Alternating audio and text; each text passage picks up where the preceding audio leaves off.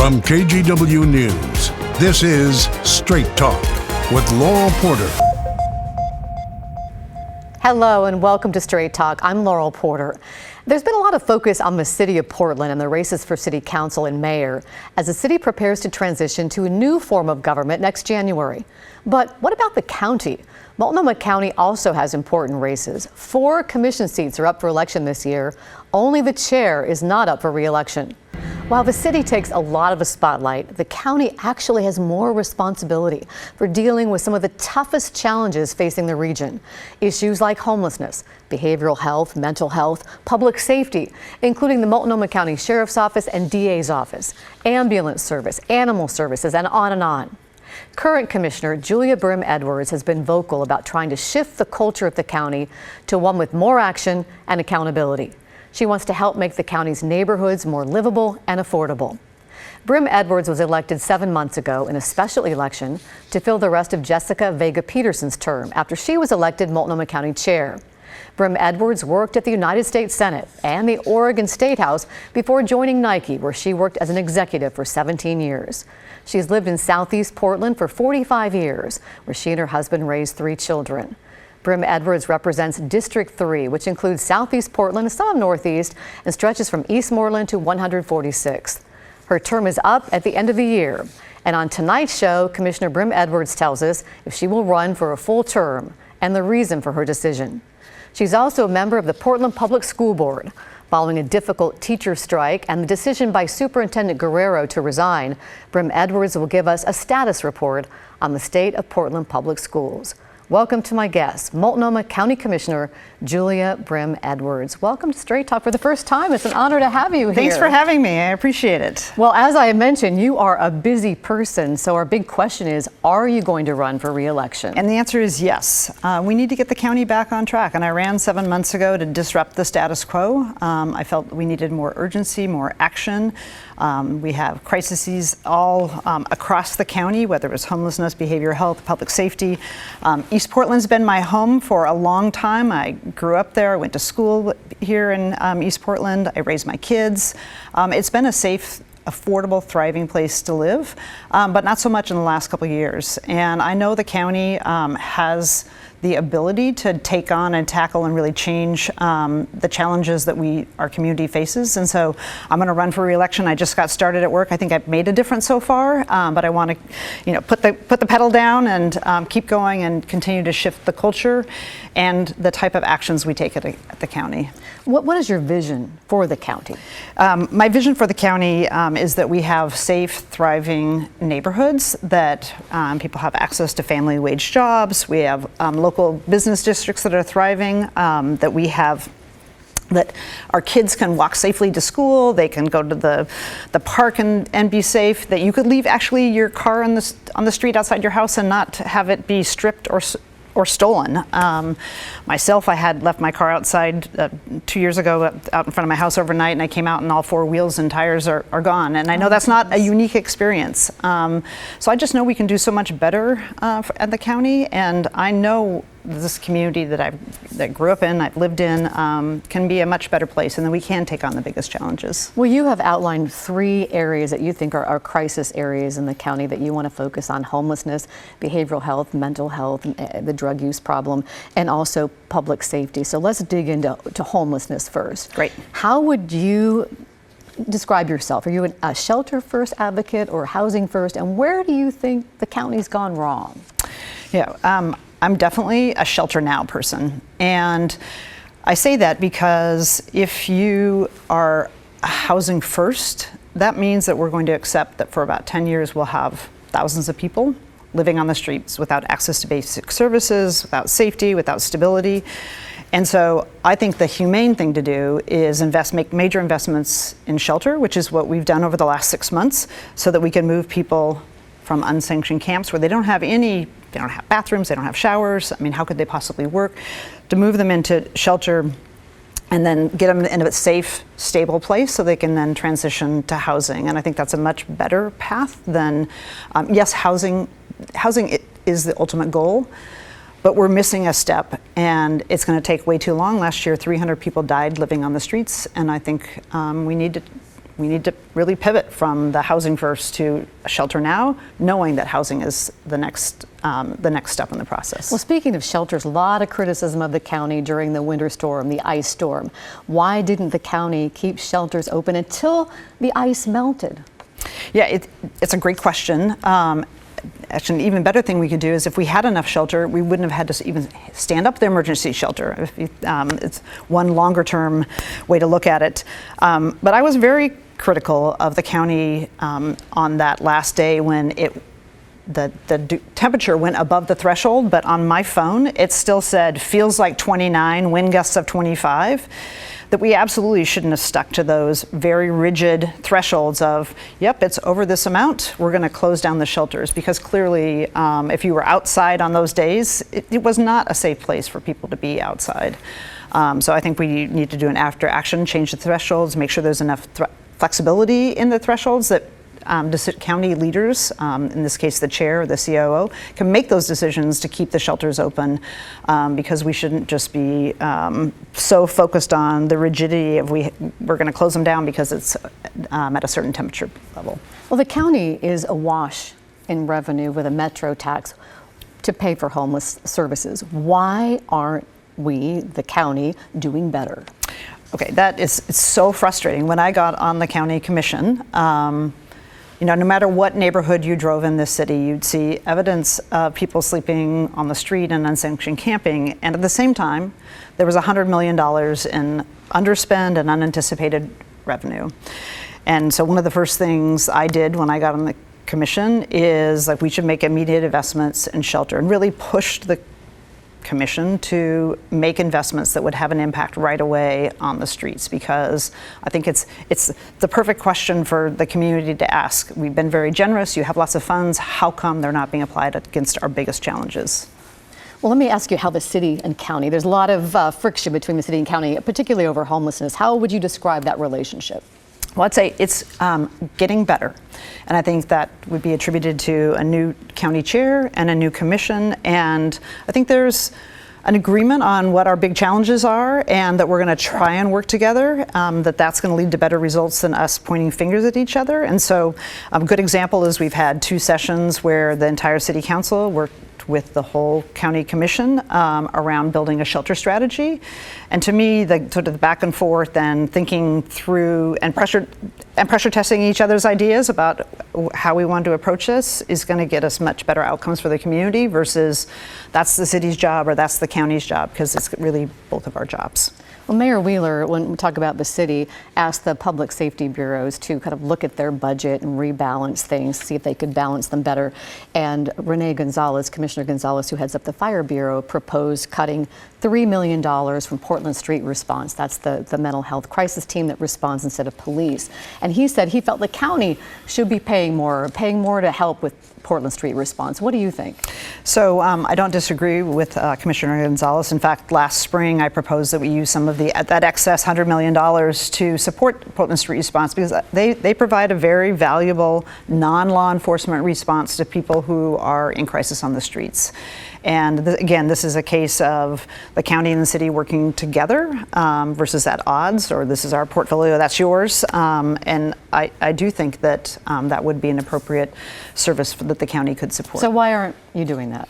Well, I think we'll have an opportunity in this upcoming budget season to have that discussion. It sounds like the city is ready to have that conversation. So I think this is another opportunity for the city and county leaders to come together and how do we solve problems together versus separately? Neither one of us solve. There's a big mayor's race, as you know, in Portland. There'll be a new sheriff in town starting next year. 3 commissioners are the leading candidates right now, Rubio, Maps, and Gonzalez. Will you endorse anyone?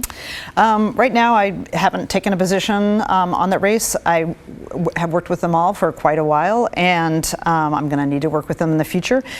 And I'm going to want to hear what their vision is for the city, and I'm going to want to hear very specific actions they're going to take to address head-on our biggest, I'm a Portlander too, in addition to being a county commissioner, but I'm a resident of Portland, and I'm going to want to hear what actions they're going to take. So I'm looking forward to that conversation. Another crisis area you focused on behavioral health, which includes substance abuse, and we know about the crisis of fentanyl on our streets. And recently, the governor, Mayor Wheeler, Chair Jessica Vega-Peterson called for a fentanyl emergency crisis team, and they have established a command center already up and running in downtown Portland. Are you encouraged by that, and what outcome are you going to be looking for? Yes, I'm supportive of it, and I voted for it last week in the county commission. We passed the 90-day declaration. I would say that I think we should have done it last summer. We had a presentation in June that showed the 533% increase in deaths due to fentanyl since 2018. And to me, that was a clarion call. Look, we should be doing something now. So I'm glad it's happening. It's a little bit too late. It's late, but it should have happened sooner. The other thing is, instead of just focusing on town, I really want to make sure that we look at all of the neighborhoods in Portland, because fentanyl is ruining lives all over this county and all over this town. The outcomes I'd like to see is fewer deaths, fewer overdoses, more treatment, safer neighborhoods, and also more prosecution of drug dealers. I know that's a lot in 90 days, but I also think if we are truly focused the city, the state, and the county's resources against this major challenge, we should be able to make progress. And speaking of prosecution and drugs, let's talk about Measure 110. That's the voter-approved measure that legalized possession of small amounts of drugs. Lawmakers and legislature talking about it right now. They're talking about possibly recriminalizing possession, and there's discussion about the severity of the punishment. Should it be the highest level misdemeanor right below felony, which Republicans are proposing, or this lowest level misdemeanor, which Democrats are proposing? Do you think that drug possession should be recriminalized, and how severe should the penalty be? Yes, and I think we should figure out what is going to make the most impact on the ground, whether it's a Class A or a Class C. I think that the real test was, what is the level that's going to incentivize people to choose treatment over jail? For the last 6 months, we've had people come to the county commission and testify that sort of their moment of truth was when they were facing potentially going to jail, losing custody of their kids, or going to treatment, and they chose treatment. So I think we have to figure out that right balance. I don't think we want to criminalize and put people who have addictions in jail, but we do need to create a better incentive to choose treatment versus a citation. And when you talk about treatment, you and I have talked about this. There aren't a lot of options for interventions. What is the county doing about that? What are you doing about it? Yeah, so I will say, I have talked to so many people now who have their own heartbreaking story about either their brother, sister, child, grandchild, who was looking for treatment but who couldn't get in. And I mean, the stories are heartbreaking, that they're ready to go to treatment and they stood in line, they couldn't get in. The other stories that I'm hearing, and this is based on ride-alongs with police, fire, Portland Street Response, is that when somebody's heavily intoxicated and on the street, and a first responder shows up, there's very few choices. There is jail, the emergency room, or basically leave somebody on the street. And so we need better options. And 3 things I think the county can do is, 1, I'm standing up a 24/7 drop-off center, sobering center, where somebody who's heavily intoxicated can go to sober up versus going to the ER or to jail. In addition, we need more treatment, and the legislature can help us with that. And we also need more recovery and sober housing. So when people get out of treatment, that they have a place to go to continue their recovery. So those 3 things we can do, and we have the resources. We just have to focus and be strategic about our investments. When will your sobering center open up, and where will it be? Do you know? So it's a good question. So the deadline I received from the county chair is to have the proposal to her and the county commission by March 1st. So we'll have that, and it'll be part of the budget process this spring. So hopefully it'll be funded. We'd like to stand it up right away. We know that since 2019, when the last sobering center closed, that there's a huge need. So hopefully as soon as possible. And the question of where, I think that's still outstanding. We want to look at how we also pair it with detox and also treatment, so somebody could go from sobering to detox to treatment. Well, the third crisis area that you've identified is public safety. How would you describe where the county is when it comes to public safety? way more needs to be done. Anybody who lives in Portland knows that there's elevated crime and gun violence levels, and it's not just downtown. Certainly downtown gets a lot of attention, but I look at in my district, for example, Powellhurst Gilbert. Last year there were 8,666 911 and non-emergency calls. In Hazelwood, there were 13,079 calls, 911 and non-emergency. And I compare that to Southwest Portland, where Bridle Mile, that neighborhood had 552. So you can just see heavy, heavy impacts of crime in our neighborhoods. And response times are way too long, so I'm very supportive, in this case the city, of them supporting more basic staffing. I'm supportive of giving the DA more tools to go after those violent crime, but also property crimes, the ones that just like day-to-day, the hassle of living in the city where there's high crime rates. Also, I'm very interested in gun violence reductions. We did see this year a lowering of gun violence, but still at pretty high levels. So what can we do to interrupt those cycles of gun violence in our community? You mentioned response times, so let's talk about ambulance response times, another problem for the county. We've done a lot of stories on it here at KGW with exceedingly long response times, sometimes a matter of life or death. AMR, the county's ambulance provider, is severely understaffed. They blame the county for requiring 2 highly trained paramedics per ambulance. Would you favor changing that to 1 paramedic, at least temporarily?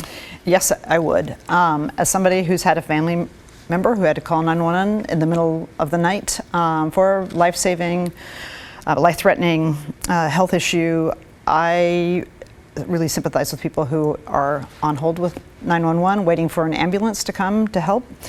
And so I'm very supportive of having a speedier response and changing the model, and I've called for that since I got on the commission in July. We were talking about taxes. With so many taxes that the county is taking in, so much revenue, a lot of residents not seeing the value for their money. Do you think that the county should roll back some of those taxes?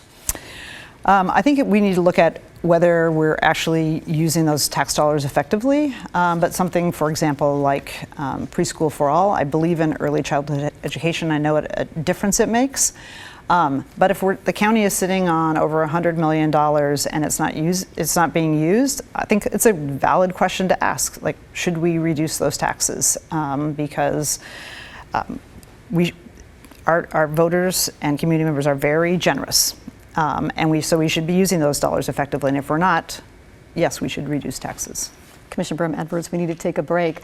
And the commissioner is also a member of the Portland Public School Board, a critical time for the district. We'll get the commissioner's insights into where the district is headed. We're back in 2 minutes.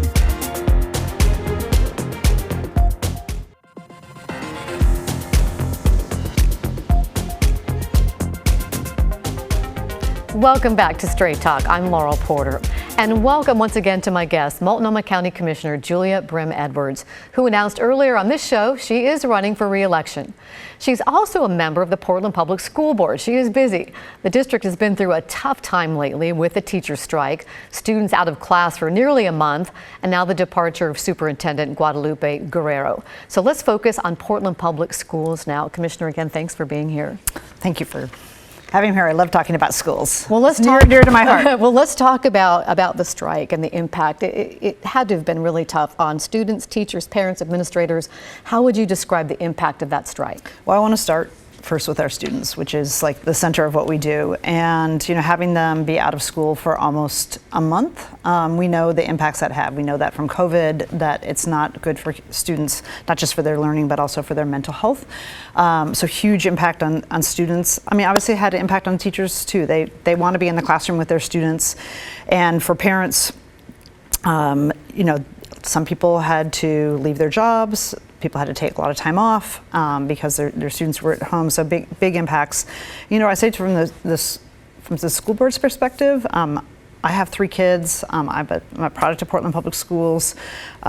If we could have given the teachers everything we wanted and avoided the strike, I would have done it in a minute. But the legislature didn't give us the funding we needed. So very challenging position. I respect the teachers' right for to ask for a fair wage for really hard and challenging work, and also know that we have limited amounts of money. So just all around a very challenging situation.